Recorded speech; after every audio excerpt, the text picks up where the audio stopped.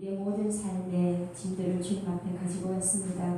하나님, 이 시간 함께 하셔서 우리가 말씀 들을 때에 이 모든 짐들이 주 예수 그리스도 앞에 내려지기를 소망하며, 아버지 하나님, 모든 염려 근심, 우리의 소망하는 것들이 주님 안에서 주님 뜻대로 이루어지기를 간구하며, 이 시간 말씀 듣겠사오니 성령님께서 직접 친히 각자에게 합당한 말씀들로 들려지게 인도하여 주시옵소서. 사람은 가리시고 오직 주의 말씀만이 선포되어지기를 소망하며, 아버지 하나님께서 각자 심령 속에 함께 하시고 좌정하셔서 영과 육이 오늘 말씀들을 통해 새로워지며 우리의 모든 삶이 오늘 치유되고 회복되고 만진바 되어지는 이 시간 되게 하여 주시옵소서. 감사드리며 예수님 이름으로 기도 올려옵나이다. 할렐루야. 반갑습니다. 한 주간 잘 지내셨습니까? 2월에 첫 주를 하는데 영광을 드리기를 원합니다.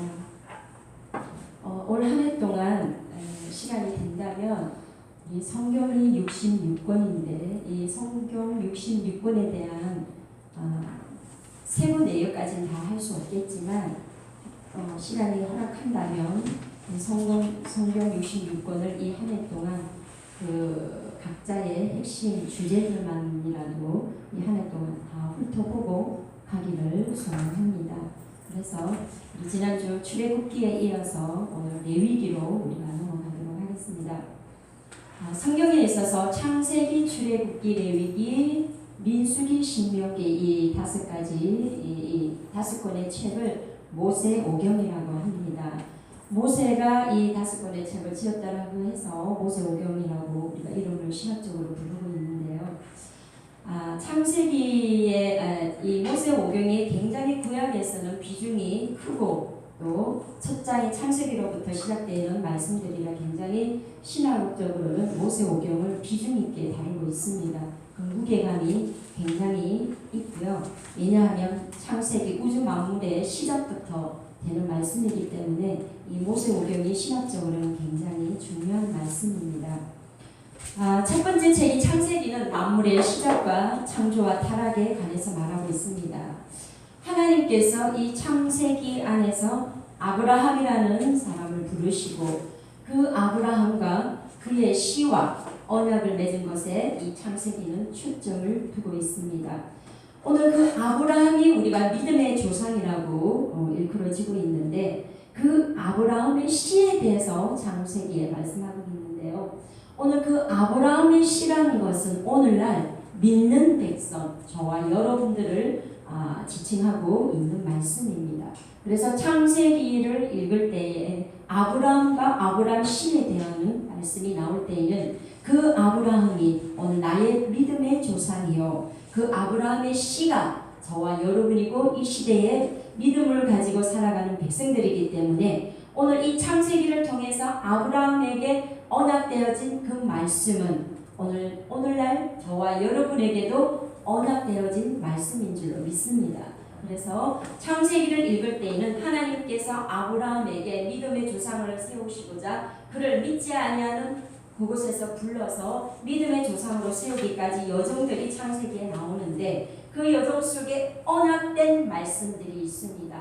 굉장히 중요한 그 언약된 말씀들이 오늘 저와 여러분에게도 주어진 언약들이기 때문에 하나님은 말씀하시고 그 언약하시고 그 언약대로 하나님의 섭리를 이루어가시고 말씀을 성취해 가고 계십니다.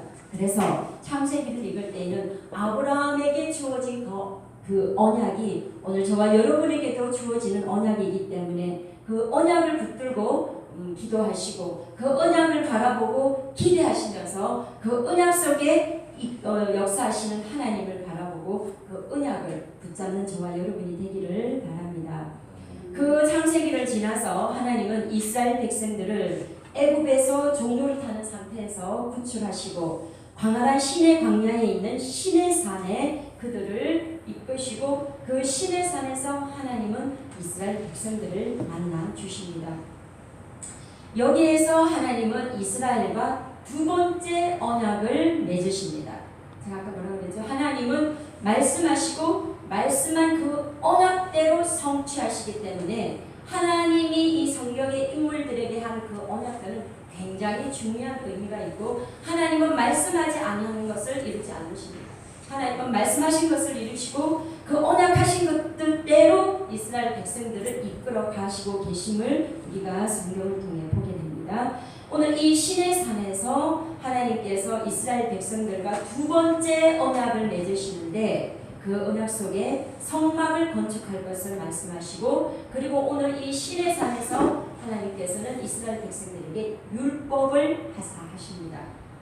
아주 중요한 개념이죠. 그래서 하나님께서는 창세기에서 아브라함과 첫 번째 언약 그리고 이 출애굽기에서 이스라엘 백성들과 신의 산에서 두 번째 언약을 맺으시고 이스라엘 백성들을 인도하고 계십니다.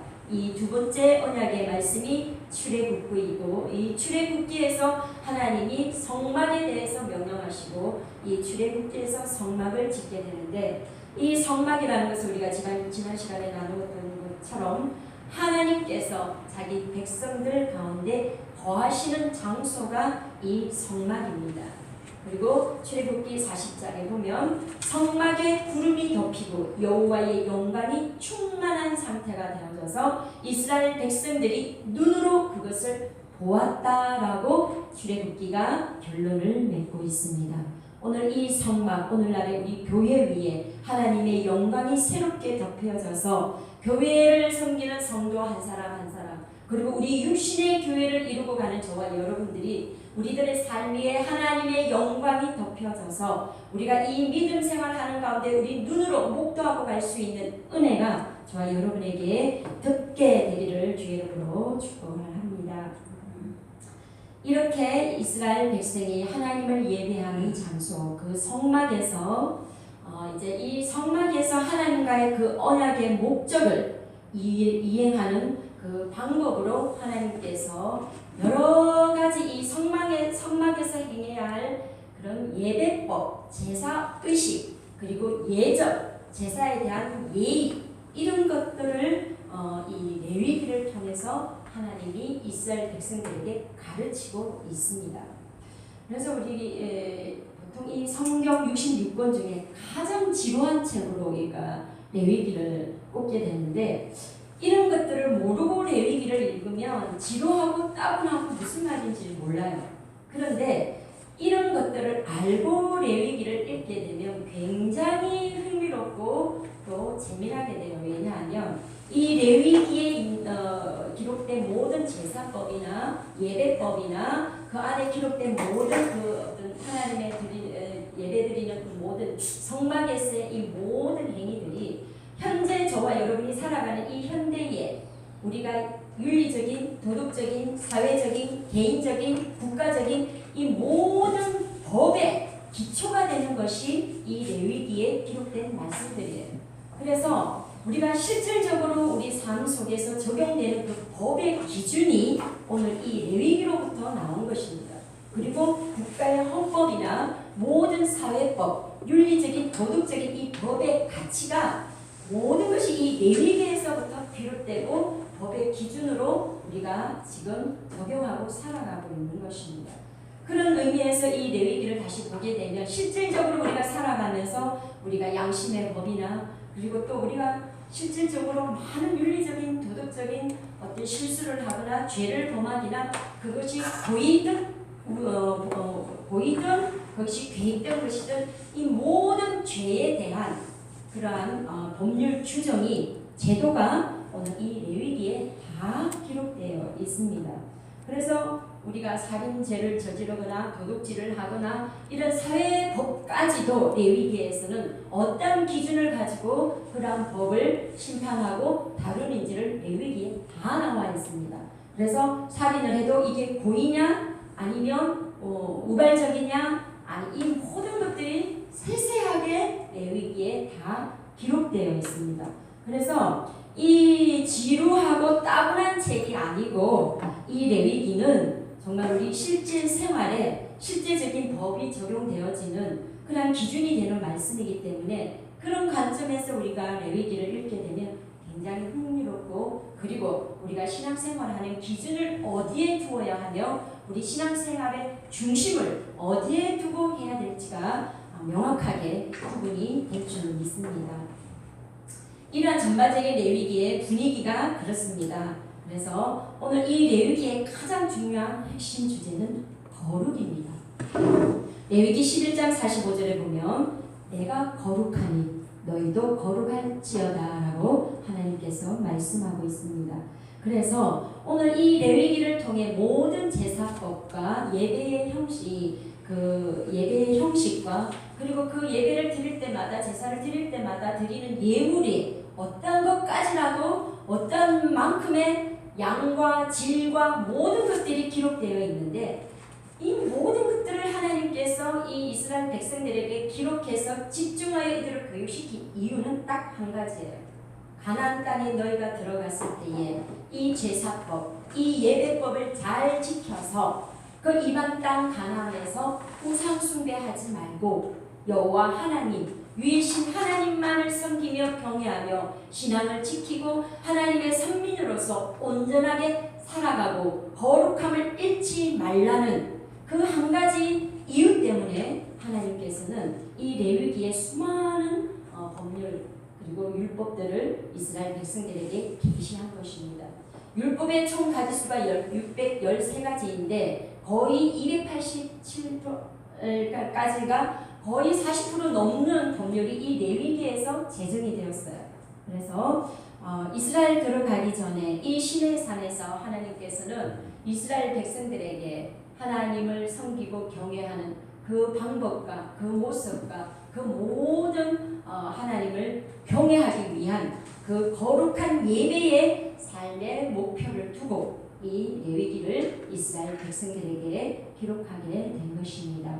그래서 이 레위기는 거룩을 주제로 하고 있고 하나님 백성들이 그리고 이 세상을 현대를 살아가는 저와 여러분들이 이 세상과 하나님 나라를 함께 지금 겸하여 살아가고 있는 저와 여러분들이 이 거룩의 삶을 살기 위해서는 이 레위기서를 반드시 묵도하고 묵상하고 날마다 또 이 말씀을 지켜가야 될 줄 믿습니다. 레위기는 이렇게 하나님 백성들이 거룩함에 이르는 길을 안내하는 책이고 오늘 이 거룩이라는 의미는 세상과 구별된다라는 의미입니다. 오늘 우리 믿음의 기독교와 개신교가 이 사회에서 참 많은 말들을 듣고 있는데 그러기 위해서 왜 세상과 개신교가 이렇게 비교되어 있어서 똑같은 행위를 해도 개신교 기독교인들은 왜 욕을 더 먹는가? 그럴 수밖에 없어요. 왜냐하면 하나님의 백성, 신앙이 있는 개신교들은 믿음의 백성들은 이 거룩의 삶을 살아가야 되기 때문에 세상과 똑같이 살아간다 해도 믿음의 백성들에게 더 그 가치성이 부여가 돼서 그 높은 삶의 가치를 세상 사람들이 요구하게 되고 보게 됩니다. 그래서 이 거룩이라는 것이 세상과 구별된 삶을 살아가는 백성들에게 요구되는 하나님의 원하심이기 때문에 이 거룩하게 살아가야 하는 우리 믿음의 백성들이 세상과 똑같이 살아가지고는 하나님의 뜻을 이루어낼 수가 없습니다. 그래서 이 세상과 구별된 거룩된 백성 저와 여러분은 세상의 수준에서 한 차원 더 높은 그런 수준에 살아야 세상이 그때 우리를 향해서 하나님을 보게 되고 하나님 나라를 알게 되고 기독교에 대한 좋은 이미지가 나오게 되는 것입니다. 그래서 이 레위기는 하나님의 그런 거룩성을 위해서 목표로 우리가 읽어야 되는 책입니다. 레위기는 또 하나님의 초대입니다. 하나님께서 이 레위기를 기록하여 이스라엘 백성들에게 주실 때는 거룩한 삶을 위한 하나님의 요구하심과 더불어서 사랑하는 백성들을 하나님께로 초대하는 초대장입니다. 구약에서는 하나님의 얼굴을 대면하여 볼 수 없다 그랬어요. 하나님의 얼굴을 대면해서 보는 자들은 즉시로 죽는다라고 했습니다. 그런데 유일하게 하나님께서 이렇게 경건한 백성, 거룩한 백성들로 새로워져서 하나님을 볼 수 있는 그 길이 성막에서의 제사법, 성막에서 예배드리는 그 예배를 통해서만이 하나님을 볼 수 있는 길을 열어놓았습니다. 그래서 이 레위기는 그 성막 안에서 하나님께 드리는 그 예배법, 제사법을 기록한 것이고 우리의 일상의 삶에서 아주 높은 가치의 윤리적인 도덕적인 그런 어떤 삶의 모습들을 기록한 말씀이기 때문에 이러한 삶을 살아가고 이러한 예배자의 모습으로 살아갈 때에 그리고 이러한 예배의 자의 삶으로 살아갈 때에 하나님은 우리를 만나 주시는 겁니다. 그래서 레위기는 하나님이 이스라엘 백성들을 초대하는 초대장이다라고 우리가 볼 수가 있습니다. 하나님이 감히 만날 수 없는 우리 인생들에게 하나님은 만날 수 있는 길을 주셨는데 그것이 바로 이 레위기를 통한 제사의 예식, 제사의 규례, 바로 예배법인 것입니다.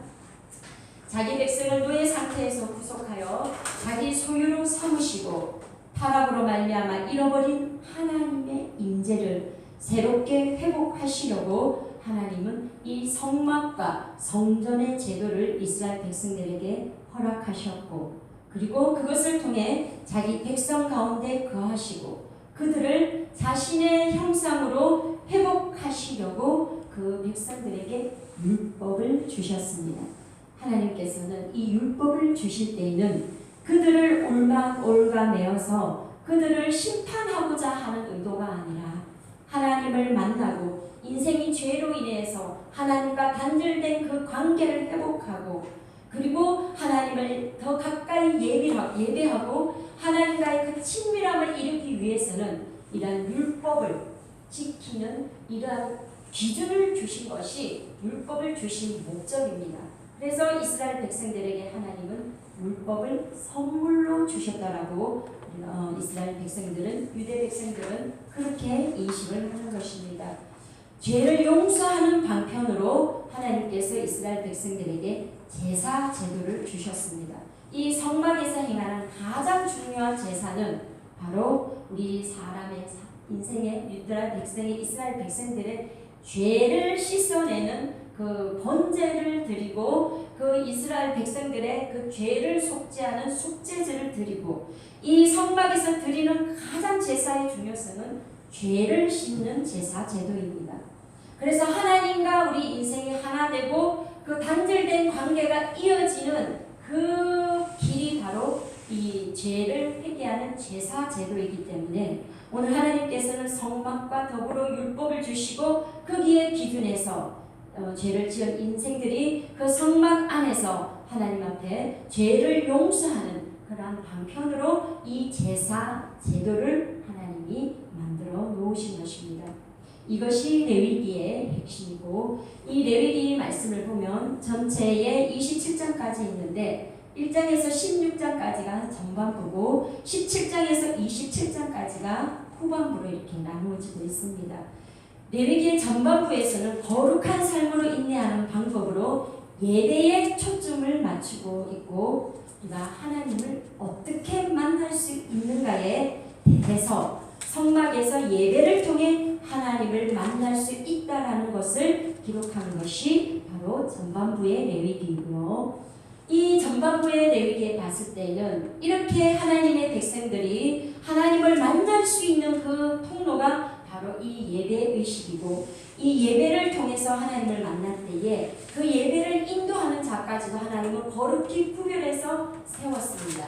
그것이 제사장들이고 그 제사장들은 아무나 하나님께서 세우신 것이 아니라 레위 지파 그리고 아론과 훌이라는 제사장 지파를 특별하게 하나님이 뽑으셔서 그들을 세우시고 이 예배를 인도케 하셨습니다.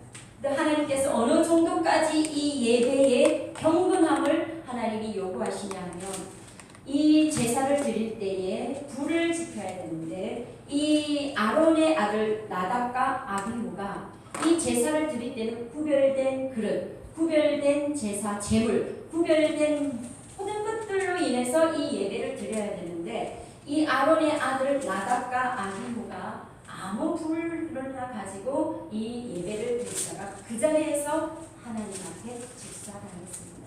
그 정도로 하나님께서는 이 예배를 받으실 때에 철저하게 구별되어서 거룩하고 성결하고 흠없는 그러한 있습니다. 이 정도로 레위기 전반부는 거룩한 예배를 드리는 그러한 규정을 기록해 놓고 후반부에는 17장에서 27장에 이르는 레위기의 후반부에서는 정말 우리의 그 삶의 실제적인 삶에 필요한 그런 윤리적인 가치를 기록하고 있어요. 그래서 레위기 후반부에는 삶에 필요한 윤리적 지침서가 이 레위기 후반부에 기록된 말씀들인데 이 레위기 후반부의 말씀을 신학자들은 성결법전이라고 이렇게 부릅니다. 이렇게 윤리적 사회적 규범의 기준이 되는 실질적인 법이고 또 우리가 시대를 살아가는 우리가 이 삶에서 살아가는 사회법, 실제적인 그 사회법이 이 레위기 후반부에 기록되어 있기 때문에 굉장히 또 이 레위기 후반부가 중요한 말씀인 것입니다.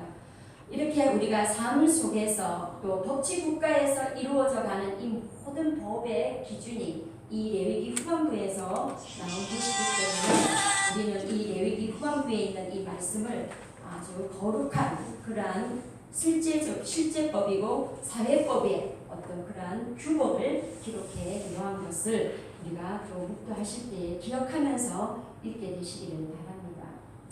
그리고 오늘 저와 여러분이 중요하게 나누고자 하는 말씀은 그 가운데의 후반부 레위기 후반부의 25장에 있는 말씀을 우리가 저와 여러분이 나누기를 원합니다. 오늘 레위기 25장 23절 말씀 이하를 보면 땅에 대한 말씀이 나와 있습니다. 구약에서는 이 땅의 가치가 굉장히 중요합니다. 이 땅에서 우리 인생들이 살아가고 이 땅에서 우리 인생들이 먹을 것을 취하고 땅이 없으면 우리가 살아갈 수가 없잖아요.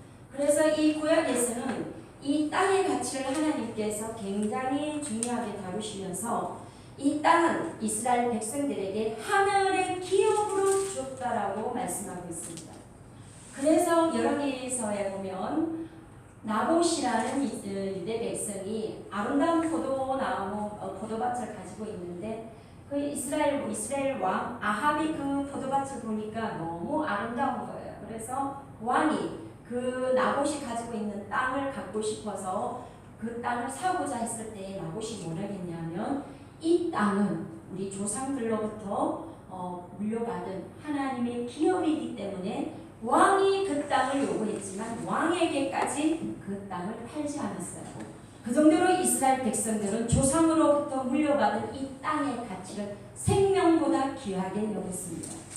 이 땅에 대한 기업을 하나님이 주신 기업으로 그들은 여기었기 때문에 이 땅의 가치에 대한 생각이 남달랐어요. 어느 나라보다도 이 땅의 소중함을 가지고 있는 백성이 이스라엘 백성들입니다. 그래서 이 땅을 경작하는 이들은 땅의 주인이 하나님인 것을 반드시 기억해야 됩니다. 우리가 오늘 말씀과 같이 23절에 우리 다시 한번 보겠습니다. 토지를 영구히 팔지 말 것은 토지는 다 내 것이니라 하나님 것이라는 것입니다. 너희는 거류민이요 동거하는 자로서 나와 함께 있느니라.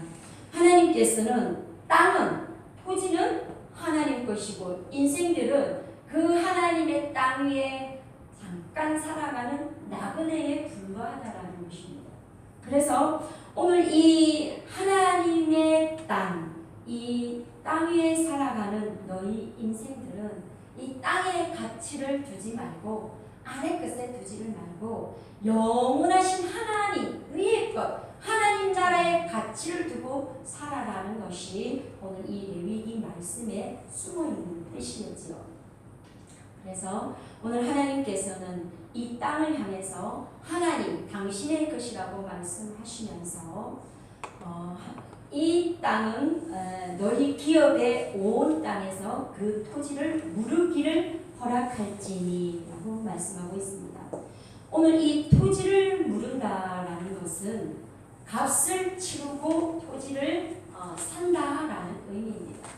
이렇게 이스라엘 백성들이 하나님께서 아브라함을 선택하시고 그를 부르셨을 때 어떤 언약을 주시냐면 너가 가나안 땅에 들어가서 가나안 땅을 너의 자손들이 분배받아서 살게 될 것이다 라는 언약을 창세기에서 받았습니다.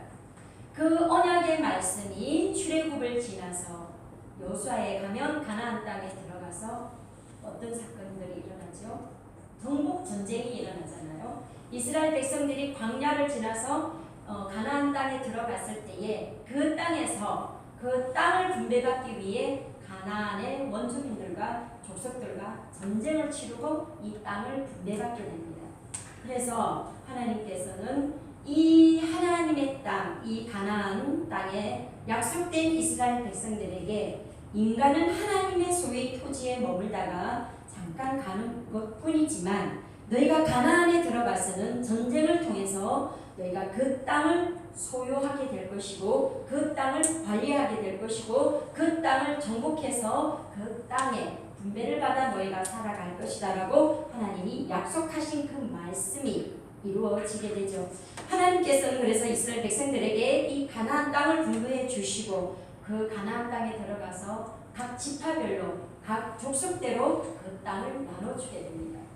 그래서 그 땅을 가지고 이스라엘 백성들이 그 땅을 관리하며 살게 되는데 우리가 이 땅을 분배받아 살아가다 보면 이게 일정하지가 않아요. 왜? 흉년이 들기도 하고 풍년이 오기도 하고 그래서 이 땅에서 나눈 가치가 일정하지가 않다 보니까 흉년이 들면 소산물이 적을 거고 풍년이 들면 부유하게 될 거고 그러니까 이게 일정하지가 않은 겁니다. 그리고 아들을 많이 낳게 되면 이 농사 짓는 노동력이 많게 돼서 부자가 되는 거예요. 그럼 아들은 못 낳고 딸만 낳게 되면 노동력이 감소돼서 이게 땅을 경작하는 데에 어려움을 겪는 거예요. 그러니까 이 땅을 경작하다 보니까 어떤 일이 일어나는데 빈익빈 부익부에 이런 차이가 생기게 되고 부자는 계속 부자가 되고 가난한 사람은 계속 가난하게 되는 이런 어떤 사회 경제적인 불균형이 그리고 부조리가 생기게 되는 겁니다. 그래서 오늘 이 레위기 25장에는 안식년과 희년에 대한 말씀을 하고 있는데 오늘 이 희년에는 그와 같은 사회적인 불균형, 그와 같은 어떤 경제적인 빈익빈 부익부 이런 어떤 차이점을 이런 어떤 사회적인 불균형, 질서가 깨지고 불균형이 이루어지고 부조리가 생기다 보니까 가난한 자는 대대로 가난하게 줄 수밖에 없고 가난하면 땅을 팔게 되잖아요. 그러니까 하나님이 주신 그 분배받은 땅을 자꾸 잃게 되는 겁니다. 그러다 보니 흉년이 들면 또 팔고 이러다 보니까 가난한 자는 자손 대대로 가난하게 되고 부자들은 계속 이 부유함을 누리게 되는 겁니다. 그래서 하나님께서는 이 가난한 자들과 이 부한 이 사회적인 경제적인 이 차이나는 이러한 불균형을 하나님께서는 맞추기 위해서 희년이라는 이 제도를 레위기를 통해 말씀하는 거예요. 이 희년이라는 것은 50년을 의미하고 50년 만에는 이 잃어버렸던 팔았던 땅을 찾아와야 되는 거예요. 그래서 그동안 잘 경제적인 능력이 생겨서 내가 팔았던 이 땅을 찾아올 수 있는 힘이 생기면 내가 찾아오는데 그런 능력이 없으면 가장 가까운 부자인 친척들이 대신 이 땅을 사줘야 되는 것입니다. 이게 이스라엘 백성들의 경제적인 법이에요. 이게 조상제대로 내려가는 경제법입니다. 그래서 50년 만에는 내가 힘이 있든지 없든지 간에 나의 그 본래의 땅, 우리 조상들이 가지고 있던 그 땅을 찾게 되는 겁니다. 그 찾을 때에 반드시 값을 지불하게 되는데 본인에게 그 능력이 없을 때에는 가장 가까운 친구들이 그 돈을 주고 그 땅을 사서 그들에게 이 땅을 돌려주는 제도가 희년의 제도입니다. 이것은 하나님께서 한 나라의 백성들이 영원한 부자가 없고 영원한 가난한 자가 없도록 경제적인 균형을 맞추고 경제적인 이런 가난한 자들이 함께 더불어 살아갈 수 있는 이런 어떤 공동적인 이런 유익을 주기 위해서 하나님께서는 레위기에 이미 3000년 전에 이 희년이라는 제도를 부어서 가난한 자들을 그리고 어려운 자들을 함께 도우며 살아갈 수 있는 그러한 제도를 하나님께서 마련하셨던 것입니다. 그래서 우리가 룻기에 보면 나오미의 가장 가까운 친척 보아스가 그 나오미의 땅을 물려주게 되잖아요. 그것이 바로 이 희년의 제도에서 나오는 히스토리인 것입니다. 그래서 오늘 이 토지 무르기라는 것은 내가 값을 주고 값을 지불하고 땅을 찾는 것을 의미하는 것이기 때문에 이것을 리뎀션 속량이라고 얘기합니다. 그래서 돈을 주고 경작권을 되찾는 것을 우리는 성경에서 속량이라고 얘기하고 있고, 이 구약 성경의 토지 무르기, 이 경제 용어가 신약에 가서는 어떻게 승화되어 가느냐면 이 토지 경제 용어가 신약에서는 복음으로 승화되어 가고 있습니다. 오늘 이 값을 주고 돈을 주고 경작권을 찾는다라는 이 속량의 의미가 신약에 와서는 복음으로 선포되어지고 있습니다. 이사야서 61장에 보면 가난한 자에게 아름다운 소식을 전하게 하려 하십니다. 나를 보내사 마음이 상한 자를 고치며 포로된 자에게 자유를, 갇힌 자에게 노임을 선포하며, 오늘 이 말씀이 신약에서 복음이 되어 예수 그리스도의 안에 있는 사람은 속량된 사람이라고 신약에서 기록하고 있습니다. 그래서 죄와 죽음 아래 있는 우리를 예수 그리스도가 십자가의 그 죽음으로 그 피값으로 죄값을 치르고 우리를 속량했다. 그래서 우리는 구원받은 자들이다. 이것이 오늘 이 희년의 토지 경제 용어에서 신약에서는 성화된 복음의 용어가 되었고, 이 속량이라는 이 용어가 이 구약에서는 토지의 경제의 용어였지만 신약에서는 예수 그리스도의 그 십자가의 죽음의 피값으로 죄인들을 구속하시고 우리를 구원하시는 그런 속량의 의미가 되었기 때문에 오늘 이 신년의 의미는 신약에서는 저와 여러분에게는 복음인 줄로 믿습니다. 이렇게 예수 그리스도 안에 있는 속량된 저와 여러분은 예수 그리스도의 그 피값으로 우리가 하나님의 아들, 딸이 되었는 것입니다.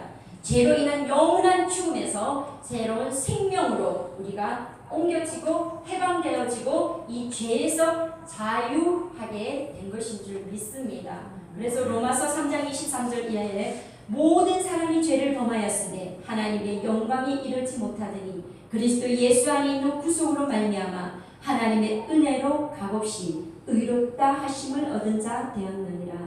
모든 사람이 죄에 구속되었지만 이 희년이 돌아오면 그 모든 땅을 되찾고 모든 것을 경작할 수 있는 생명의 땅을 우리가 돌아가는 것처럼 오늘 우리가 예수 그리스도 안에서 우리의 모든 죄의 인생들은 속량되어 생명으로 우리가 옮겨가게 된 줄로 믿습니다. 그리고 갈라디아서 3장 13절 그리스도께서 우리를 위하여 저주를 받은 바 되사 율법의 저주에서 우리를 속량하셨으니 기록된 바 나무에 달린 자마다 저주 아래 있는 자라 하였습니다. 이는 그리스도 예수 안에서 아브라함의 복이 이방인에게 미치고 우리로 하여금 믿음으로 말미암아 성령의 약속을 받게 하려 하십니다. 오늘 갈라디아서에도 말씀하고 있습니다. 율법의 저주 아래 있던 저와 여러분을 예수 그리스도의 피값으로 예수 그리스도의 그 십자가의 죽음으로 속량하셨다라고 말씀하고 있습니다. 오늘 이 신년, 오늘 이 말씀에 보면 레위기 25장 10절 말씀을 보면 너희는 50년째 해를 거룩하게 하여 그 땅에 있는 모든 주민을 위하여 자유를 공포하라. 자유하는 해가 신년의 해고 이 자유가 오늘 저와 여러분께는 복음의 용어가 되어져서 죄에서 자유하고 율법의 저주에서 자유하고 세상의 올무에서 자유하고 이런 우리를 인생에 구속하고 있는 모든 그 결박에서 해방되고 자유되는 이 은혜로 말미암아 오늘 저와 여러분은 속량된 신년의 은혜를 덧입은 하나님의 거룩한 백성인 줄로 믿습니다. 지난 한 해는 우리가 코로나로 1년을 잃었던 그런 한 해인 것 같습니다. 지금도 이것이 진행 중이겠지만 저와 여러분은 이 믿음의 백성들은 이 영적인 신년을 갈구하면서 이 신년이 돌아가서 하나님께로 그런 본주의, 본 땅으로 이 땅이 돌아가는 것처럼 오늘 이 영적인 신년을 우리가 갈구하며 하나님께서 우리가 부어진 하나님께서 우리를 위해 예비하신 그 삶에 대한 갈망을 가지고 우리는 영적인 희년을 갈구해야 될 줄 믿습니다. 이러한 정치적으로, 경제적으로, 사회적으로, 세계적으로 또 종교적으로 어렵고 불균형과 부조화와 모든 불의가 성행하는 이 시대입니다. 이러한 가운데에서 하나님께서는 믿음의 백성들에게 돌아가라고, 돌이키라고, 그리고 예배의 본질로 나아가라고 이 코로나를 통해서 말씀하고 있는 것일지도 모르겠습니다. 오늘 저와 여러분은 우리가 현실은 삶에 우리가 체험하는 것은 체감되어지는 것은 기근이지만 하나님께서는 이 기근을 통해서 다시 믿음의 백성들 돌이키고 또한 돌아오는 하나님의 백성들을 향해서는 이 영적인 신년의 은혜를 준비하고 계시는 것입니다. 오늘 이 영적인 신년의 은혜를 사모하는 저와 여러분들이 되시기를 바라고, 오늘 요한복음 5장처럼 예수 그리스도를 믿는 자, 그 안에서 속량된 자들은 사망에서 생명으로 옮겨졌기 때문에 오늘 저와 여러분들은 이 영적인 기근 속에서 영적인 신년으로 하나님의 은혜를 덧입고 갈망하며 나아가는 율라 공동체 예배자들이 다 될 수 있기를 주의 이름으로 축복합니다. 네, 찬양 올리겠습니다. 234장.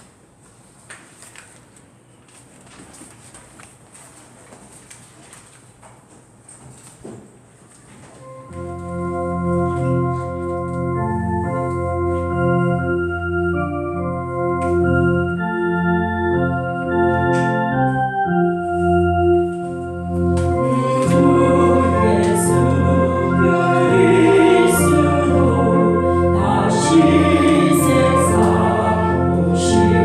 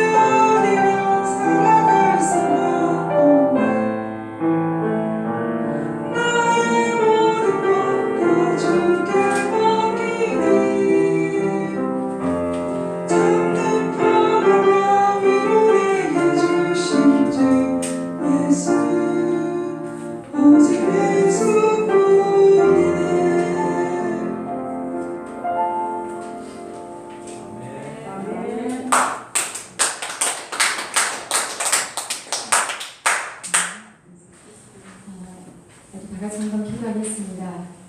지금이 어렵고 힘든 기분일 때일지라도 하나님은 신년을 우리에게 예비하셨습니다. 먼저 나라와 민족을 위하여 기도하겠습니다. 이 아름다운 조국 강산 위에 다시 한번 하나님의 신년의 때를 회복할 수 있는 은혜가 이 땅에 부어지게 해달라고 우리 다 같이 기도하시고요. 오늘 예배자로 부름받은 저와 여러분은 아브라함의 언약을 받은 자들입니다. 오늘 이 신년의 언약을 받은 자들입니다. 우리가 이 예배자로 온전하게 살아감으로 하나님의 그 신년의 은혜를 덧입을 수 있는 우리 모든 예배자들이 되게 해달라고 기도하시기를 원합니다. 세계를 위해 기도할 텐데요. 지금도 복음을 위해 일하고 있는 선교사님들을 위해 기도하시고 우리 뷸라 공동체가 세계를 품고 기도하니